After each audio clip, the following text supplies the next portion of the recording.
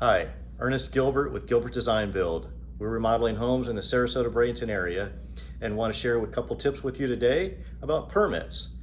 We often get asked, do I need a permit for my remodel project? The answer is almost always. You know, if you're just changing a light fixture or a faucet in the same location that it was before, no, building department's generally not going to require a permit for that. However, if you're doing much more than that, the answer is yes, almost always.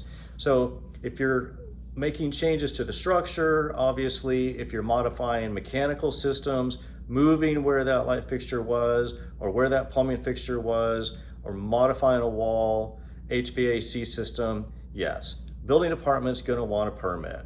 Now, don't let this deter you from your project, because if you're working with a licensed building contractor, which we highly suggest and recommend that you always do, they are not going to be dissuaded by a permit.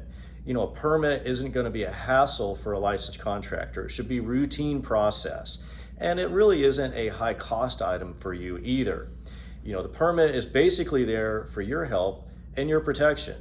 It's kind of a little bit of peace of mind, because the building inspector is going to want to inspect that work at various phases and at completion, and you can know that a third party has signed off on it and that it was done properly to code, etc. Another area that building permit can be very helpful for you is, well, I'll give you an example. We've been called in often after the fact, after the work has been done. Sometimes when someone's trying to go sell a home that some work was done in, that a permit was not obtained at the time of the work. Now, yes, this can be done, but it's always going to cost more. It's going to be more of a hassle to get that permit done after the fact. So it could actually help you sell your home later if you go ahead and get a permit at the time that you're doing the work. So don't let permits dissuade you from doing your remodel project. If you're working with a licensed contractor, that should be fairly routine and not a hassle.